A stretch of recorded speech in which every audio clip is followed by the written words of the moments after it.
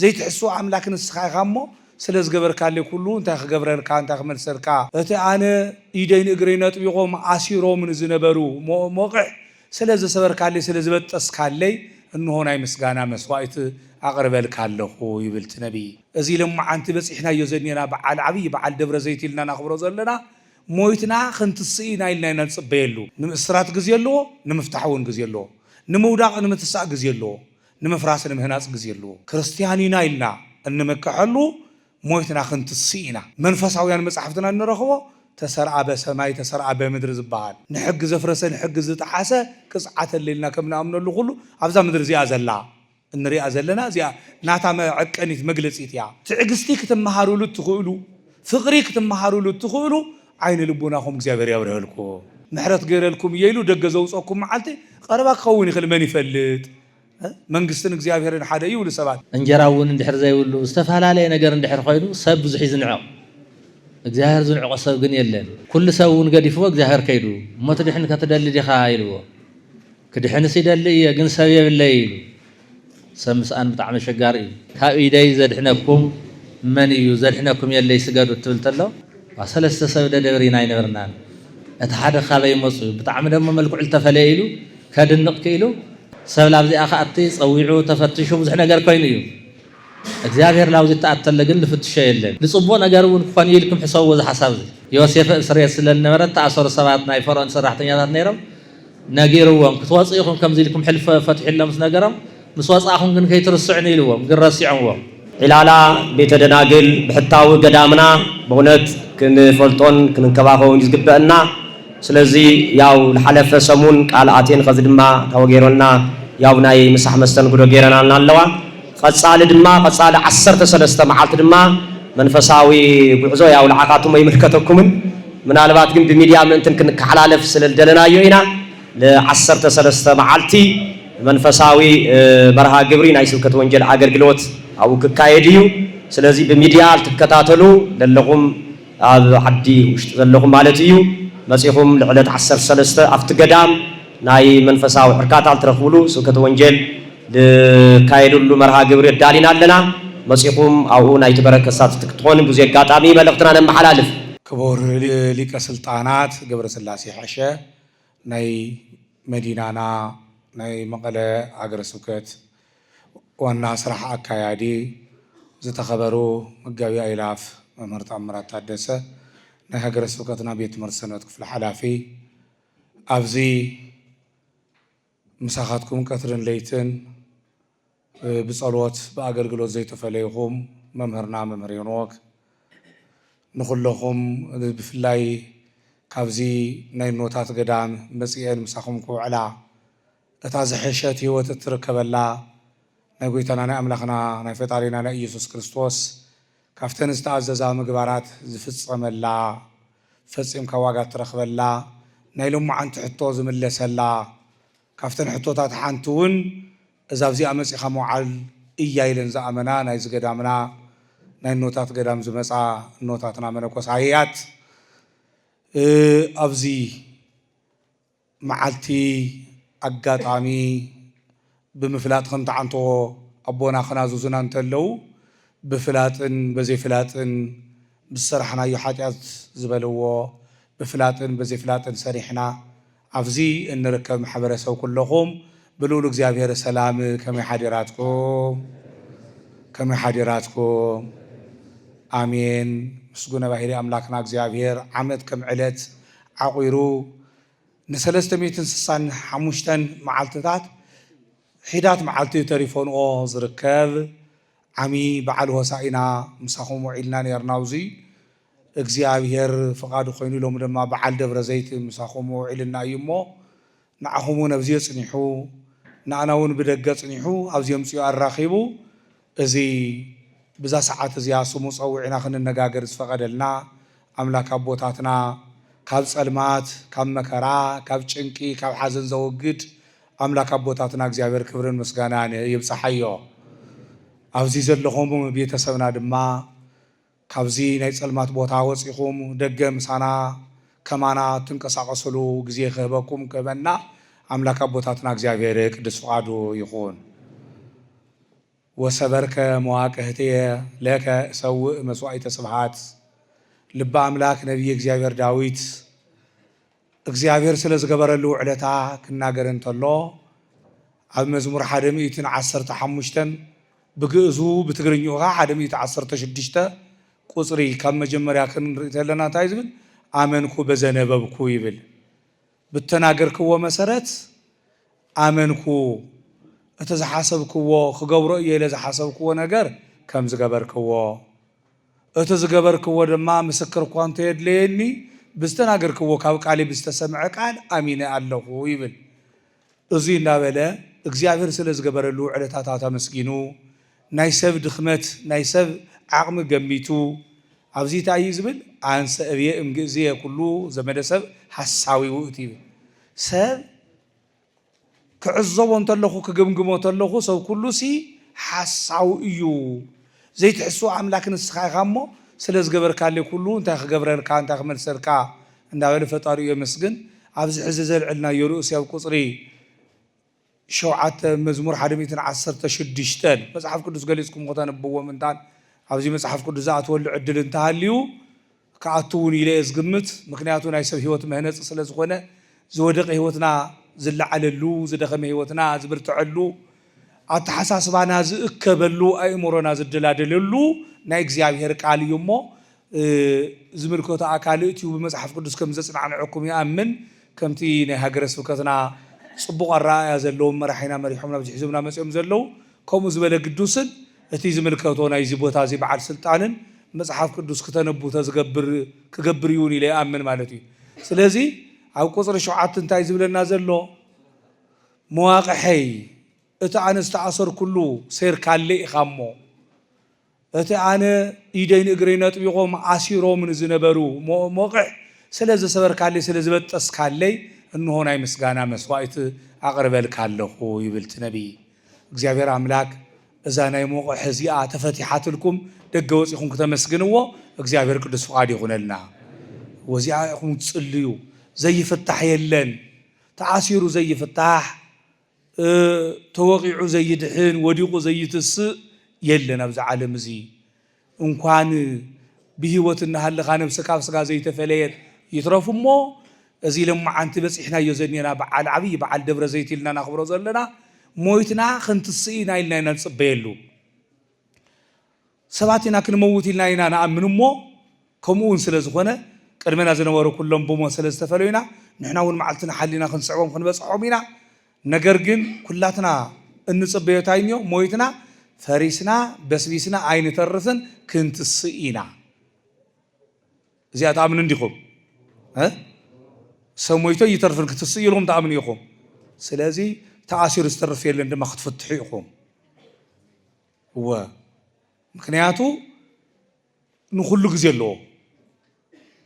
ንምእስራት ግዜ ኣለዎ ንምፍታሕ እውን ግዜ ኣለዎ ንምውዳቕ ንምትሳእ ግዜ ኣለዎ ንምፍራስ ንምህናፅ ግዜ ኣለዎ ንኩሉ ግዜ ስለ ዘለዎ እዩ እሞ እግዚአብሔር ኣምላክ ኣብ ተፈታሕኩም ሰዓት ካራኽበና ፍቃድ ይኹነልና ስለዚ ዝበዓልና እዚ ሎማዓንትና ክብሮ ዘለና ሞይትና ክንትስእ ኢና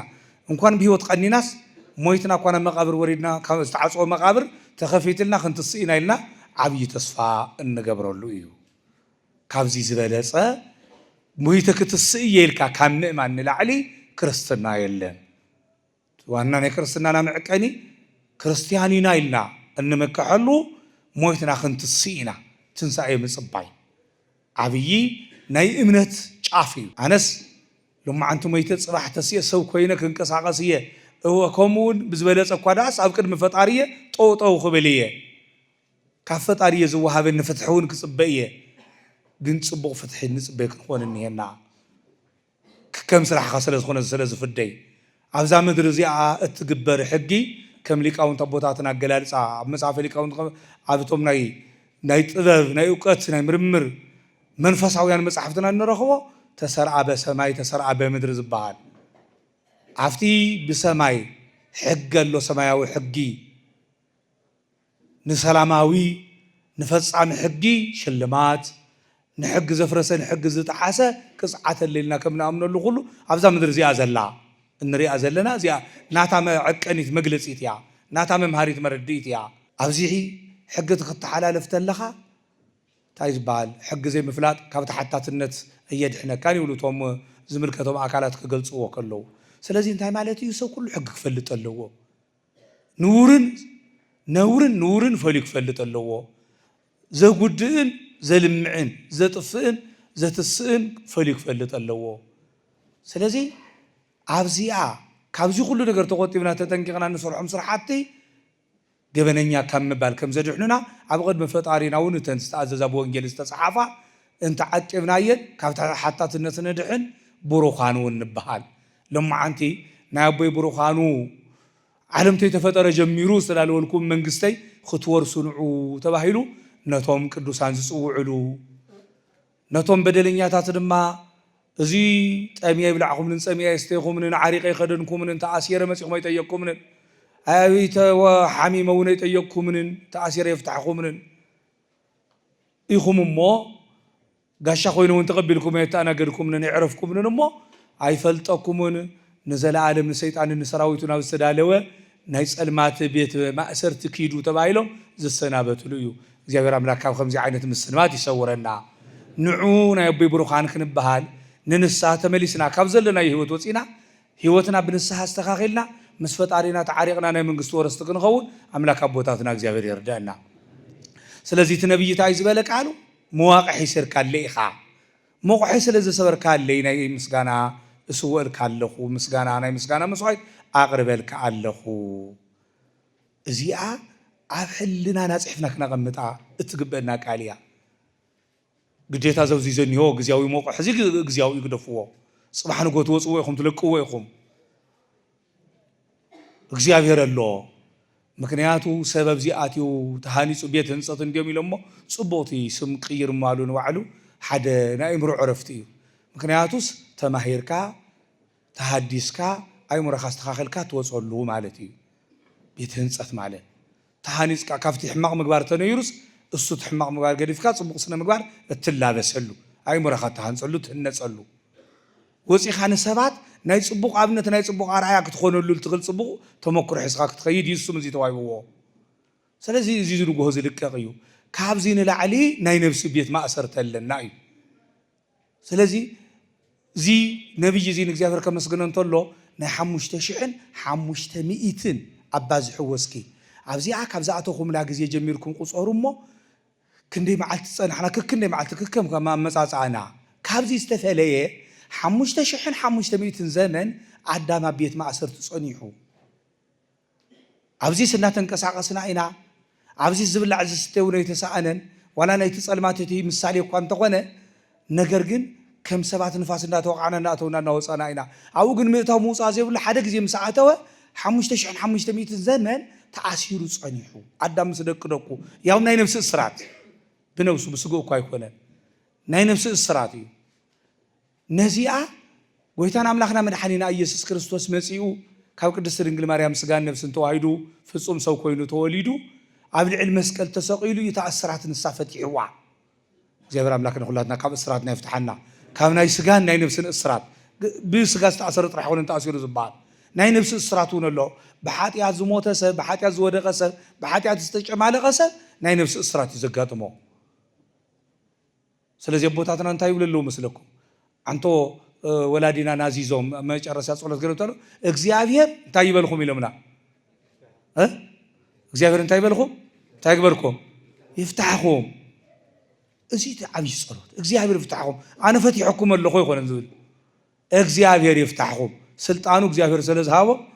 ናይ ካህናት ስልጣን ካብ እግዚአብሔር ስለዝኾነ ታይሎም እግዚአብሔር ይፍታሕኩም ነቲ ሙሉእ መፍትሕ ከምፅእ ዝኽእል ካብ ሙሉእ እስራት ክፈትሕ ዝኽእል ብነፍስን ብስጋን ክፈትሕ ዝኽእል በዓል ሙሉእ ስልጣን ንሰባት ስልጣን ሂቡ ዝሸውም እሱ ስለዝኾነ እግዚአብሔር ይፍታሕኩም እግዚአብሔር ንኹላትና ይፍትሐና ስለዚ ጎይታና ኢየሱስ ክርስቶስ ናይ 5500 ዘመን እስራት ኣዳም ምስ ደቂ ደቁ ስለዝፈትሖ ንሕና ብነፍሲ ተፈቲሕና ኢልና ንኣምን በዓልና ተመሊስና ተዘይተኣሲርና ፀገሙ እንታይ እንየ መስለኩም ሰብ ብነፍስኻ እውን ተፈቲሕካ ኢኻ ናፃ ወፂኻ ይበሃል እሞ ከይዱ በዓልታ ገመድና ኣብዚኣ ይጥምጥማ ይኣቱ ይእሰር ብስጋ እውን ተፈቲሕካ ኢኻ ልማዓንቲ ካብ ልማዓንቲ ጀሚሩ በል ናፃ ወፂኻ ኣለኻ ተባሂሉ ይሰናዊት ይሰደ እሞ ከይዱ ተመሊሱ ናብዚኣ ዝምለሰላ ገበን ይሰርሕ ስለዚ እንታይ ኮነለ ሰብ ባዕሉ እናተመላለሰ ይእሰር ሰብ ባዕሉ እናተመላለሰ ይእሰር እዚኣ ካብ ባዕሉ ካተመላሊስ ካምእሳር ብነፍስን በስጋን ሓራከም ዘውጾ ፈሊጡ ልባ አምላክ ዳዊት ታይሉ ሞቃሕ ይሰርካለ ኢኻ ናይ ምስጋና መስዋዕት አቅርበልካለሁ ያቅርበልካለሁ ይሉ ሊቃውንቱን በኻሊ ስነ ጽሑፍ ወይ በኻሊ ምስጋና ንእግዚአብሔር ብዘቅረብዎ ምስጋና ሓይሎም ጽንዓቶም እግዚአብሔር ከም ዝኾነ ክነግሩ እንተለው ክመስግኑ እንተለው ክናገሩ እንተለው ታም ዝበሉ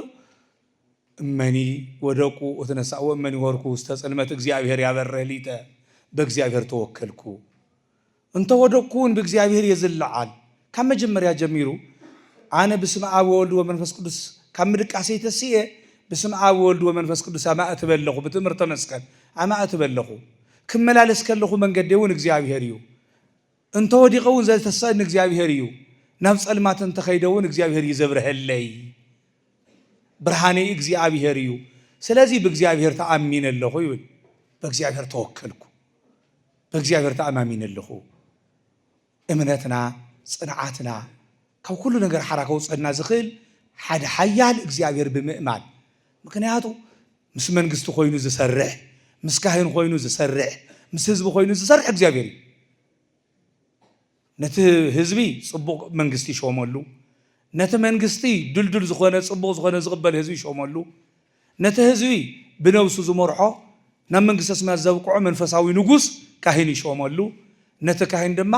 ቃሉ ዝሰምዖ ትምህርቱ ዝቕበሎ ዓሰሩ ዝረግጽ ጽቡቕ ህዝቢ ይሾመሉ ስለዚህ ምስ ኩሎም ኮይኑ እግዚአብሔር ይሰርሕ ንኩሎም መስማዕሚዕ ዋሂዱ ብመንፈሳዊ ብስጋዊ እግዚአብሔር ይሰርሕ እግዚአብሔር ይመርሕ እዚ ስለ ዝኾነ ታይሉ በእግዚአብሔር አምነለኹ በእግዚአብሔር ተአማመነለኹ ጽንዓቴን መኸታይን እግዚአብሔር እዩ ጸልማቱን እንተመጽ ኻሊፈተና መከራውን እንተመጽ እየደንግጸንን ንምንታይ እግዚአብሔር ከብረህለ እዩ እግዚአብሔር ንኹላትና ያብረህልና ብዝበለጸ ድማ ኣብዚኣ ዘለኹም ኣሕዋትና እግዚአብሔር ያብረህልኩም እግዚአብሔር ምስጢር ክተስተውዕሉሉ ትኽእሉ ትዕግስቲ ክትመሃሩሉ ትኽእሉ ፍቅሪ ክትመሃሩሉ ትኽእሉ ዓይነ ልቡናኹም እግዚአብሔር ያብረህልኩም እወ ምክንያቱ ዓይነ ልቡናና ብሩህ እንተኾይኑ ዝስወረና ዝጋረደና ነገር የለን ኩሉ ቅድመና ተሰጥሒ ዝነበበልና እሞ እዚ መዓልቲ እዚ ተኣሲረ መጽኹም የፍታሕኹምን እንተባሂሎም ዝጥየቁ ናይ ወንጌል ምግባር ዝበሃሉ ምግባራት ወንጌል ዝበሃሉ 6 ቃላት ኣለው ተማዓንቶ ዘንበብክዎም እዚ ዝፍጸመሉ መዓልቲ እዚ ዝፈጸመ ሰብ ሽልማቱ ዝወስደሉ መዓልቲ ደብረ ዘይት ማለት ለማዓንቱ ጎይታና ኢየሱስ ክርስቶስ ከምቲ ትማሊ ካብ ምድሪ ናብ ሰማይ ዝኣረጎ ካብ ሰማይ ናብ ምድሪ መጽኡ ንኹላትና ከከም ዋጋና ከከም ስራሕና ዝኸፍለሉ መዓልቲ ለማዓንቱ ደብረ ዘይት ማለት ስለዚህ ዛ በዓል እዚኣ ክቡር መራሒና ሊቀ ስልጣናት ገብረ ስላሴ ሕሸ ናይ ሃገረ ስብከትና ስራሕ አካያዲ ብፁዕ ኣቦና አቡነ ኢሳያስ እውን ክመጹ እሱ በዓሎም ክገልጽልና እዮም ኣቦና ኣብዚ ኩዕሉ ምሳኹም ናላት ድኻማት በዚሑ ዝኸውን እቲ ውፍይ ዝኾነ ሃገረ ስብከትና ብደገ ምስ ተመዛበልቲ ምስቶም በገዛ ዓዶም ኣብ ዓዶም ተመዛቢልኩም ዝበሃሉ በገዛ ዓዶም በገዛ ባይቶም ዝጸበበቶም በገዛ ዓዶም ዝጠመዩላ በገዛ ዓዶም ዝተሰደዱላ ኣብ ዓዶም ኣብ ደገ ዘለዉ ወገናት ናይ ትማሊ ሰንበት ብዝሓለፈ 3-4 መዓልቲ ምሳኣቶም ነይሩ ጻኒዒት ለማዓንትኸ እቶም ኣብ ጸልማት ዘለዉ ወገናትና መን ድዩ መልእኽተኞኦም መን ድዩ ተስፍኦም መን ድያጀኹም ዝብሎም ዘጽናዕንዖም ዓይንሕና እንዲና ኣቦና ኣብዚ ክርከቡ ከለዉ ኣብዚ ጥራሕ ውልቆም ዓርሶም ወኪሎም ከይመስለኩም ቤተ ክርስቲያን ወኪሎም ኣብ መቐለ ዘለዋ 50 ገለን ኣብያተ ክርስቲያናት ወኪሎም ኣብዘን 50 ገለን ኣብያተ ክርስቲያናት ዝርከብ ህዝቢ ወኪሎም እዮም ሃገረ ስብከትና ናይ ሃገረ ስብከትና ስራሕ አካይዲ ምስ መሳርሕቶም ኣብዚ ተረኺቦም ሳና ምስ ደቆም ኣብዚ ተረኺቦም ዘለው ልዕል ኣማኢታ ሸሓት ህዝቢ ወኪሎም እዮም መጽኦም እሞ ዕድመን ጥዒናን ይሃበልና ናቦናውን ንሕናውን መጺና ክንጥይቐኩም ንሕና ንጽበዮ ወፂኹም ምሳና ክትሕወሱ እዩ እግዚአብሔር ኣብ ሓፂር መዓልቲ ምሕረት ኣለኮ በብግዚኡ እግዚአብሔር ከምሕረና እዩልና ብረቂቕ ብውሽጣዊ እምነት ከም ንጽበዮ ኩሉ መንግስቱ እውን ነዘብዘብ ዘንዮ يأخلكم ينين الساق زيكم وديكم يهم محرت غير لكم يلو دق زوصكم معلتي قربا خوني خل من يفلت من قستن እግዚአብሔር حدا يول سبات ግን እግዚአብሔር ዝሾመው ትሕት እግዚአብሔር ወይ ዘም حدري محرت وهابኦም ግን ናይ እግዚአብሔር ብዝሕዩ ናይ ሰብን ይሽተዩ ግን ሰውን بعقሙ ይቅሬታ ገይሩ بعقሙ ፍታሕ ዝህብ ስለ ዝኾነ መንግስትን እግዚአብሔር حدا እንዳተባለ ይንገርሞ እግዚአብሔር አምላክ ኣብ ቀረባ ጊዜ ተፈቲሖም محرت ተገይርሎም መጽኦም ምስ ማሕበረሰብ ተጸምቢሮም ናብ ልምዓትኩም ክዱ ተባሂሎም ኢልና ጽቡቕ ዜናኹም ክንሰምዕ ኣምላክና እግዚአብሔር ቅዱስ ፍቃድ ይኹነልና ድሓን ዋዕሉ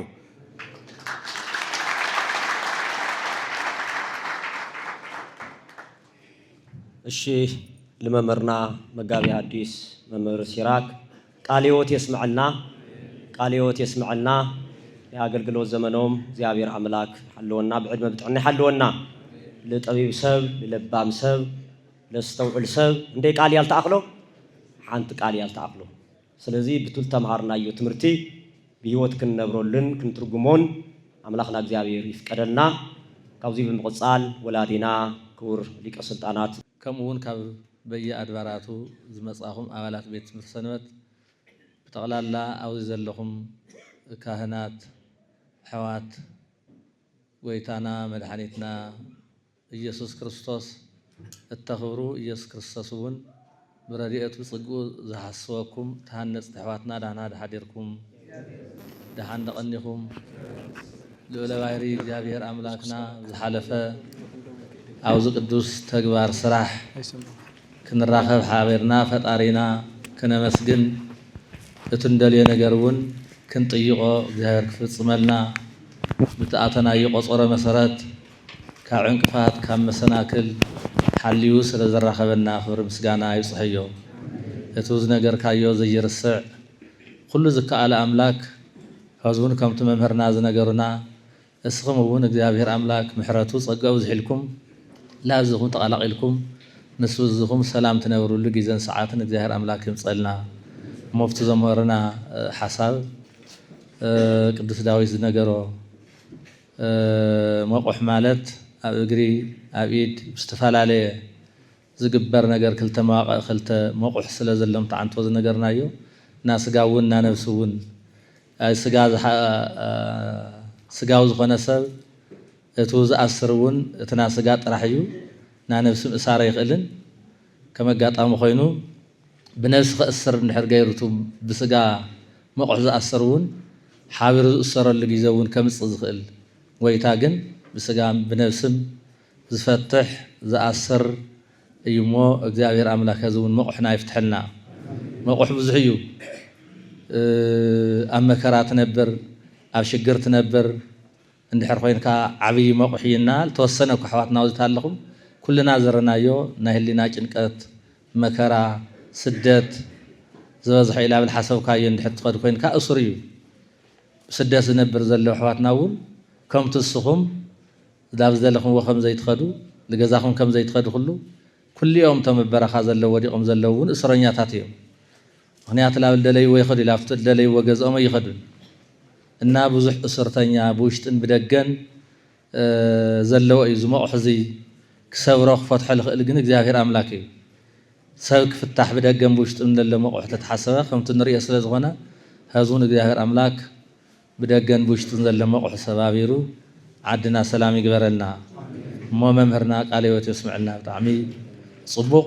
ትምህርቲ እዮም ኣምሂሮምና ናታ ቤተክርስትያንና ዓይኒ መምህር ንኩሉ ህዝቢ ኣብ መከራ ለለ ህዝቢ ተስፋ ድምፂ እግዚአብሔር ዝኾኑ መምህርና እሞ ቃለ ሕይወት የስምዐልና ቅዱስ ጴጥሮስ ብኻልኣይ መልእኽቱ ምዕራፍ 3 ቁጽሪ 9 እያጎነዲ እግዚአብሔር ቃለ ዘነበበ እስመ ቦ ለቤሉ ይጎነዲ እግዚአብሔር ሰይድንጉይ ይድንጉይ እዩ ዝብሉ ሰባት ኣለው የግዳ ግን እግዚአብሔር አምላክ ዝድንጉ ዘሎ እቶም ደንጉይ እዩ ዝብል ዘለው ሰባት ላብ ንስሓ ክሻብ ዝመፁ እሱ ማንን ክጠፍእ ስለ ዘይደሊ ማንም ብከረ ከኣት ስለ ዘይደሊ እሶም ንሕና ላብ ንስሓ ክሻብ ንኣቲ ደኣ እግዚአብሔር ይጽበል እምበር እግዚአብሔር አምላክ ኣይድንጉን ኣብ ቆጸሩ ዝርከብ እግዚአብሔር አምላክ እዩ እቲ 5500 መዓልትታት ዝተፀቐሰ ጊዜ ተይሕለፈ ሰዓት እውን ተይሕለፈ ይመፁ እዩ ሰባት ግን ብኣብዝሓ ጊዜ ሓይሉ ተይገለጸት ትእገሶም እንተሎ ኣይትየእቱ ኣምላክካ ኣምላኽካ የሎ ናበሉ ብጊዜኡ ሓይሉ ተኣምራቱ መቕሰፍቲ ስለ ዘይወረደ ብጊዜኡ ቅፅዓት ስለ ዘይቐፅዐ ኣበየሎ ይብልዎ ድሕር ሰምዐካ ኮይኑ ኣምላክ ኣለኒ ትብል ረድአካ እንድሕር ኮይኑ አበየለና ወል ይናገሩ እግዚአብሔር አምላክ ግን ዝድንጉ ዘሎ እሳቶም ካውዝ አነጋግራዚ ካፍቱ እግዚአብሔር ዘይፈትዎ ስራሕ ካፍቱ ላፍት ናይ ሰይጣንን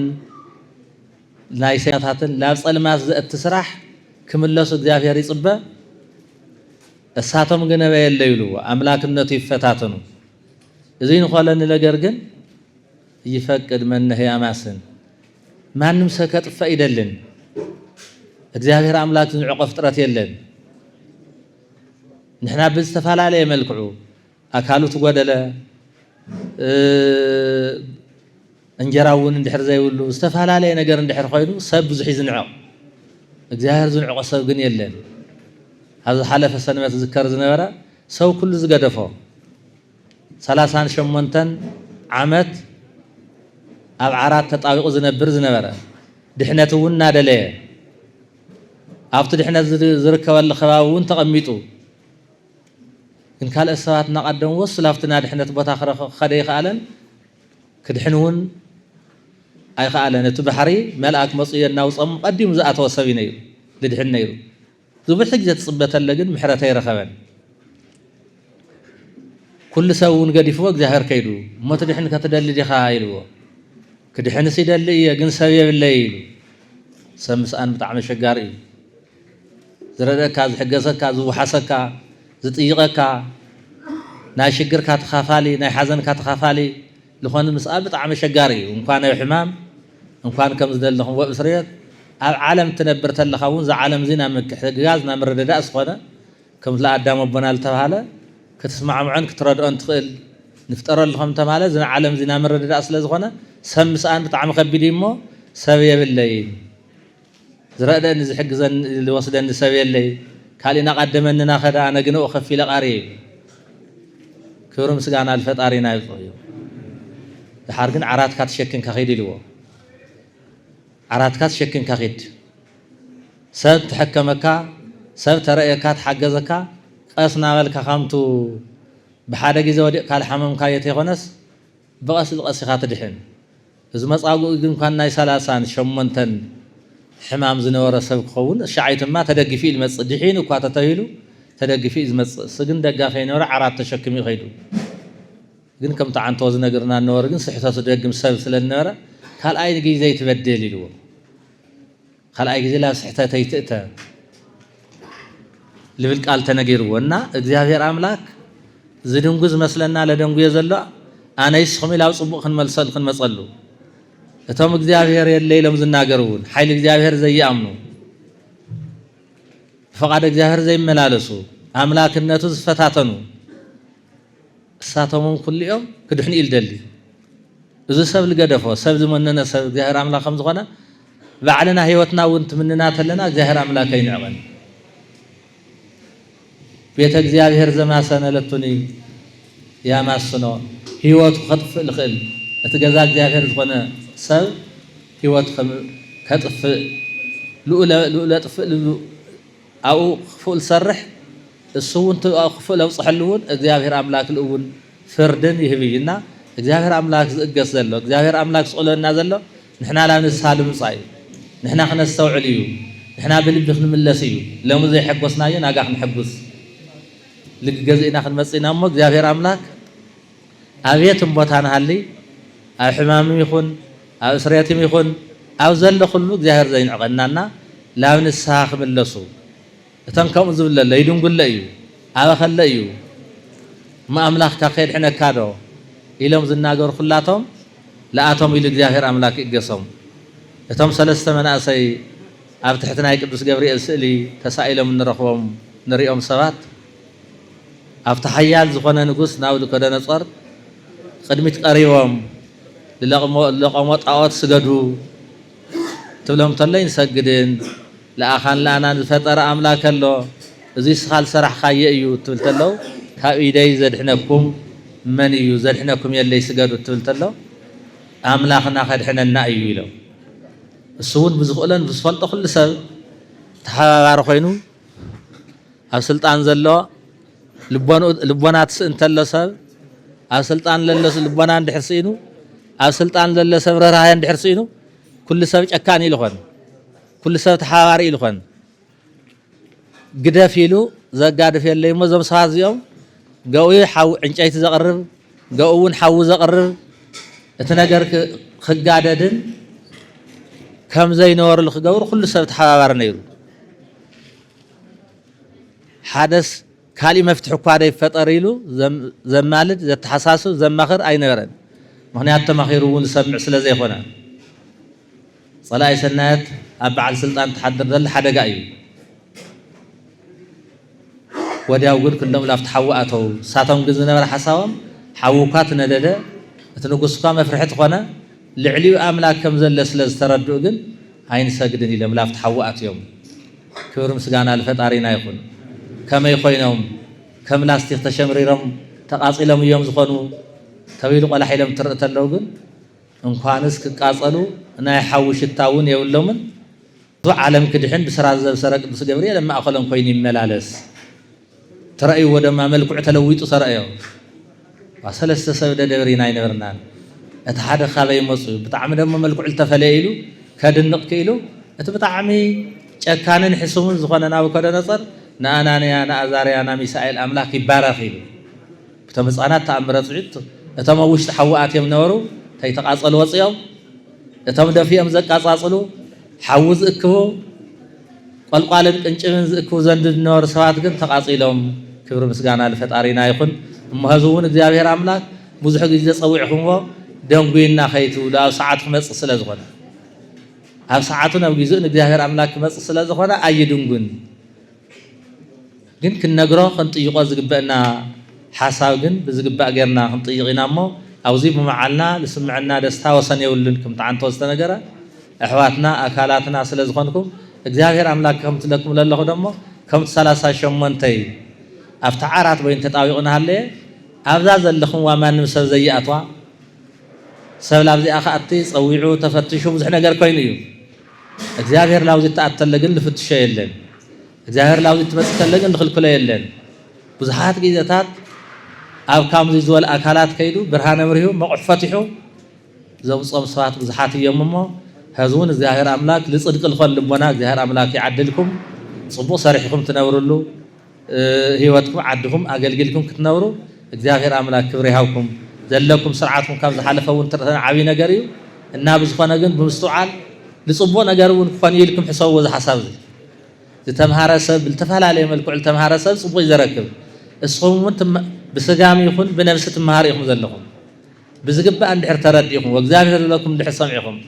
أصم زين بمن እግዚአብሔር አምላክ እግዚአብሔር ልብለንኽ ሰምዕየ ኢሉ ቅዱስ ዳዊት እስመይነ በሰላም ለአይለ ህዝቡ ለአይለ ጻድቃን ወለአይለ ለይመይጡ ልቦም ሃውየሁ ማለት ስሕተት ዝነበረ ሰባት ልባቶም መሊሶም ጽቡቕ ልሓሱ ሰባት ላብኣቶም ሰላም ኮም ይብል ዘለሞ እግዚአብሔር አምላክ ምሳኻቱም እዩ በረከቱ ይብዛሕልኩም ጸጋ ይብዛሕልኩም ብጣዕሚ ግን እቱ ንምክሐሉ ናይነታት ገዳም بحتاوي قدامنا بزح ግዜ ዝሕግዝ ከም ትፈልጥዎን እሳተን ባዕለን ሰሪሐን ዘንትርወን ለኽነታት ባዕለን ይንሰርሓ ርእሰን ረዲአን ብዙሓት ተፈናቀልቲ ብዙሓት አረጋውያን ብዙሓት ህፃናት ሒዘን እየን ዝነብራ ግን ባዕሉ ገዳም ልብልዎ ናይ ቸርነት ናይ ትሩፋት ስራሕ ስለ ዝኾነ ኣብ ስሕዋትና ለሕዋትና ሒዝና መጽኢና ምስሕዋትና በረከት ክንካፈል ኢና እቲ ኩሉ ሰብ ዋግኡ ዝቕበለሉ ዝመዓልቲ እዚ نحن أونا وقال قد مجاهر كنا قمتين عيلانيا مسيان زلوانا اسخمون እግዚአብሔር ረዲእኩም እግዚአብሔር ሓግዝኩም بسلام مسوصاهم اتقدان قدانكم خانوا تحسوا تاي كم زغورلكم كي ترسعوا يوسف اسرائيل ስለነበረን ተአሰሩ ሰባት ናይ ፈርዖን ሰራሕተኛታት ነይሮም ነጊርዎም ክትወጽኢኹም ከም ዝልኩም ሕልፈ ፈትሕሎም ነገሮም مسوصاهم ግን ከይ ትርስዑን ኢልዎም ግን ረሲዖምዎም እስኹም ግን በጻኹም እግዚአብሔር አምላክ ከይ ትርስዑዎን እታ ገዳሙን ኣይትርስዑዋን بعلهم تاجدان تحجزوا تردوا خمت تقولين نحسب ما جاهر مساقاتهم يقول بصوبنا ما ذكركم نيرم تمانون قبل الناس قدس لمو سنمت مزلط عنا مسان عبيد اشتنا بالوميو لكن جاهر يفتحكم جاهر مساقاتهم يقول بركة يفزح لكم إلكم سلام تقروا لنا إلى مدمو عنا قالوا وتسمعنا نأجر قلو زمنهم جاهر عملاك بارك لنا بعد ما بتعنا يحلونا لحلفة وزي مسئنا لحلنا تولدنا وزي زلو كائنات مزمران ناي سنكسارن صلوة أطانن مصحاف يدلين نايلكم بالحبركم لنا مسرت መቀለ ሀገረ ስብከት ድማ ገዚኡ የበርክትሎ ስለዚህ ከዚ በወላዲና ክቡር ሊቀ ስልጣናት የበርክትሎት መጽሐፍ ብዕልታይ ብጭብጨባ ይተቀበሉልና ንዓመት ስንክሳር ማለት ንዓመት ስንክሳር ተወካሊ መምህር ሄኖክ ኮይኑ ሓዲኩም መጽኦም ተቀበሉ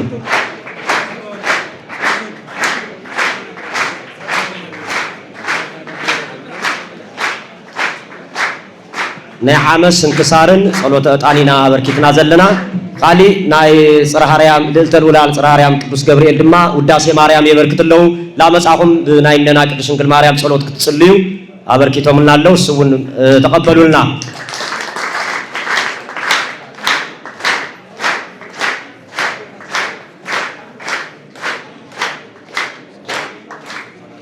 ሰላሳ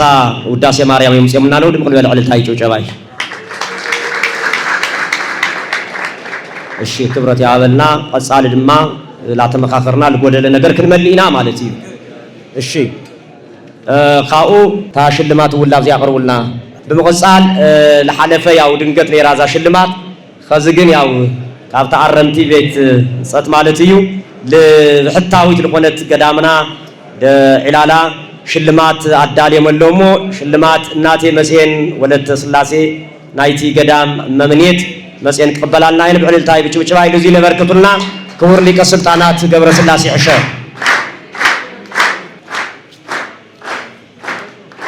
ይገለጽ ያ